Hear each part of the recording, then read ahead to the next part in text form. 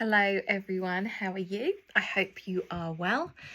So I wanted to talk a little bit about mental health in adults, in children, um, generally our communities. So mental health is becoming quite a big issue for a lot of people, and I'm seeing it more and more in my work. I'm seeing it more and more around me. People are struggling. So on Monday, it's known as the day when people are the lowest. This coming Monday, the 20th. So what can we do to not be in that state? It's hard, I think everyone in January feels a bit ugh.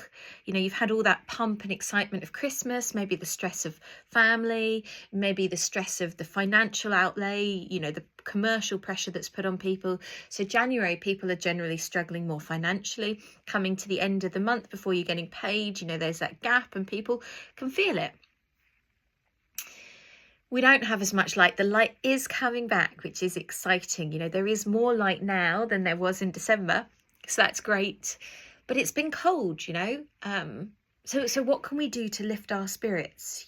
I've noticed it in myself. This bit of a funk, it's like it's that kind of struggling sometimes to get the gears going. It's like getting moving. What can we do to kind of move? Well, first of all, we can move our body. The more we move our body, the better we feel. I had karate last night. I've been doing karate for just over a year now, maybe nearly a year and a half. And I love it.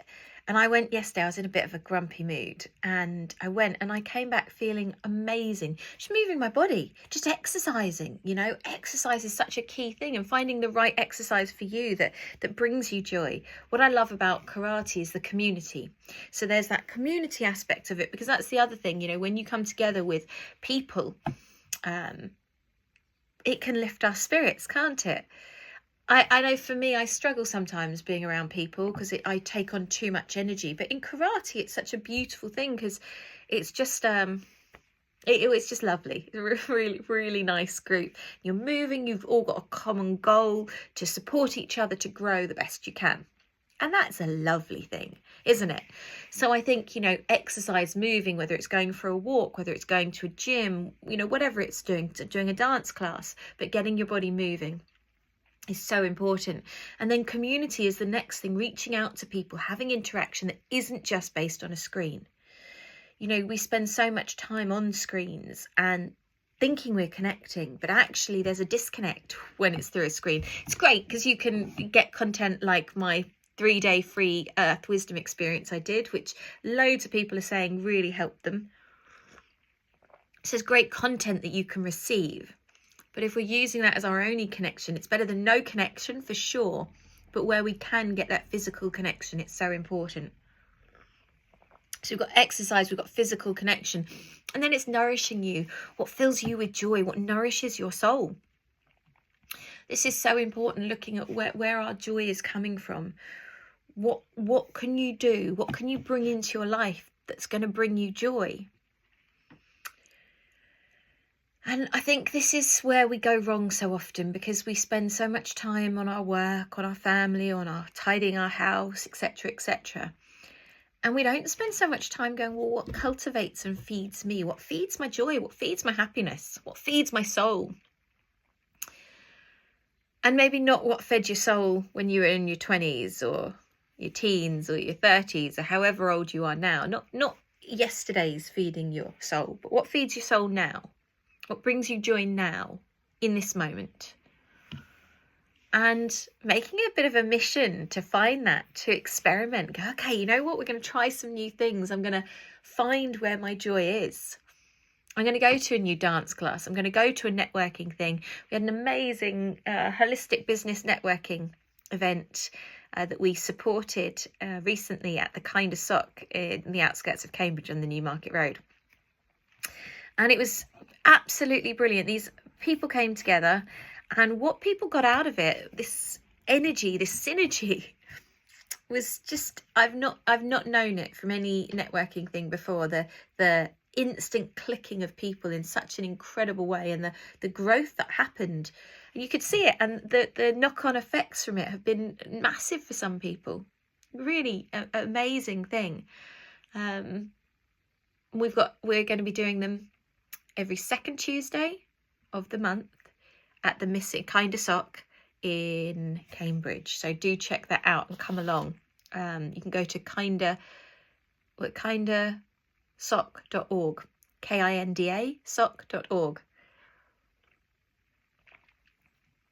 So what else can we do to support ourselves? So we've got moving our body, we've got community, reaching out to like-minded people, finding our joy, trying new things, meeting new people. And then also we have to look after our physical body. We have to nurture our physical being so that we can... Oh, I've got something on my top. I'm such a messy pup. We've got to nurture our physical being so that we can thrive, so we can get through things. So what are the key nutrients that we need to beat the blues, to uplift our being? Well, we need to make sure we've got enough magnesium coming into our body. Really important. Enough B vitamins. B vitamins make such a difference. So whether it's B12 or a B complex you're on, I'd recommend any B vitamins you get, make sure they're methylated. So it's in their methyl form, like methylcobalamin. Which is B12, because some people, well, approximately 70% of society have this thing called the MTFHR gene mutation, which means you can't methylate B vitamins properly, which means you can't detoxify your body properly, ultimately. And so this can cause a lot of problems. So making sure that you have B vitamins in their methyl form is really good to support your detoxification and to support your body feeling good and your mood as well. B vitamins are really important for mood, so really important one to look at. So magnesium, B vitamins, really key. For me, the medicinal mushrooms just such an important thing for well-being. You know, when you start looking at it, and if any of you haven't got it, do check out 7 Magical Mushrooms by Juliet Bryant. That's me. Do check out my book. Really interesting book, and it looks at the history, the folklore, the healing aspects, the science, my journey with these mushrooms. So it's the feedback is amazing from it. So if you want to know more about how mushrooms can help with mental health, pick up a copy of the book and have a read. Really easy to read. I think, you know, making those self-care rituals where we can incorporate these things in. So for example, in the morning I make a smoothie, so I'll put the All You Need superfoods in, which has magnesium, it has B12 in it, it's got medicinal mushrooms, it's got the super greens for the detoxification, it's got the plant protein, digestive enzymes, so I've got all these aspects in there. So I put that in. I've started to add some mangosteen powder in as well. Mangosteens are high in antioxidants. I'm adding that at the moment because it's colder outside, just to give that higher level of antioxidants to the body. I used to years ago, like 20 years ago, sell a product called Zango, which was an amazing mangosteen juice. I don't sell that anymore. Great juice. But the mangosteen powder is great. So I've been adding that in. And just having something that's going to be nourishing me, that's easy, give it to the kids. So I know everyone's kind of sorted. It's like tick, you know, for me, that's a really good thing, knowing that everyone has got those base nutrients going in. I don't drink mine till a bit later because I don't like to eat food so early. But what I do in the morning is I make a drink.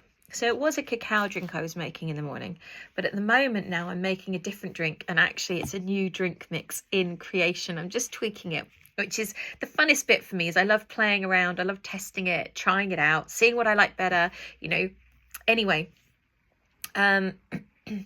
so it's a very chai vanilla-y spice one with medicinal mushrooms, no cacao in it, no caffeine. So it's a new one coming, so watch this space. But that's what I've been drinking. So I make a little ritual of doing that. And either first thing in the morning, usually I go outside and ground, and I just take a moment to be grateful. What are you grateful for? You know?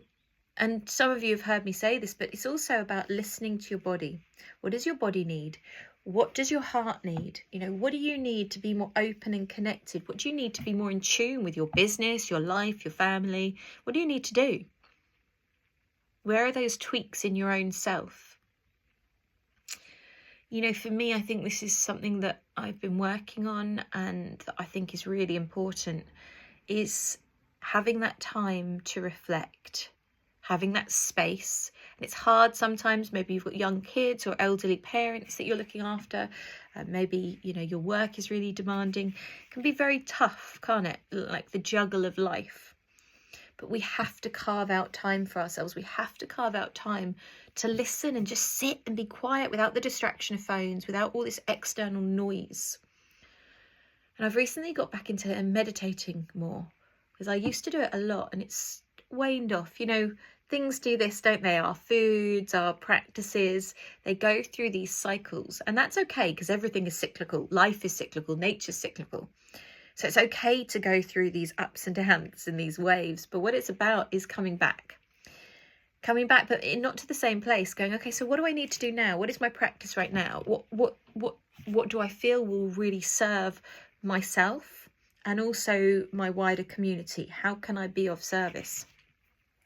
So having a practice where you can really anchor in and cement down into yourself, into your truth, is so key. I think also what we need to really look at is, how can I support my wider community? What can I do to give back to my wider community? So, for example, I've become the chair since September of my youngest boy's school, the PTA.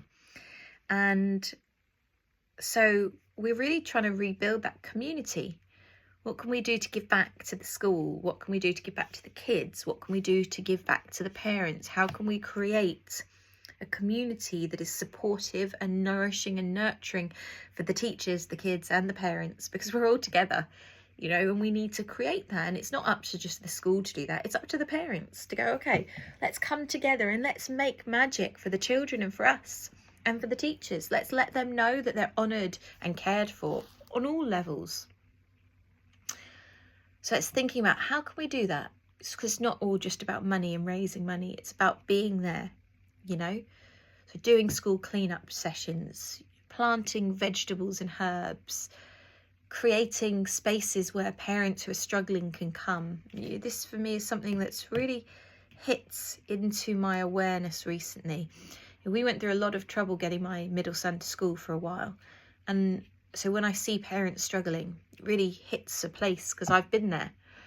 I know how hard it is when you've gone through that battle and it's like, you just want to cry, burst into tears in the playground, but you also don't want to make a scene, but you need help and support.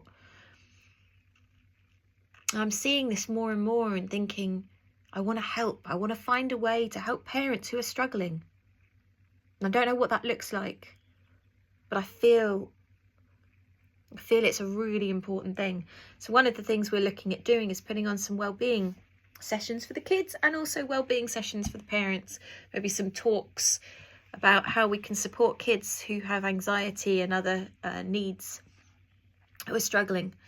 So if you've got any ideas of how you think I could help, let me know, because I really feel this call.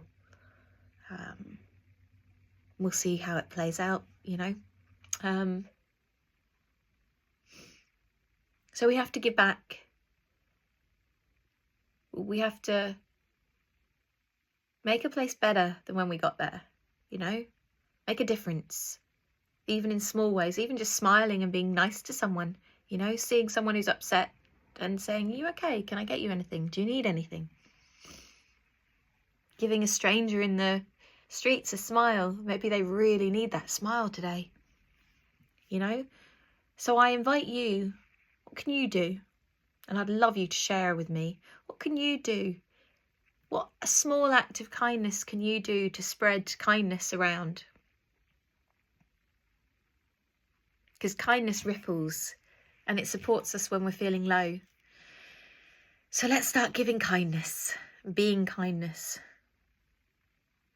feeling it within ourselves. For ourselves, first of all, we have to have that kindness and that love, not beat ourselves up all the time. So anyway, lots of love to you all. Mwah. Take care.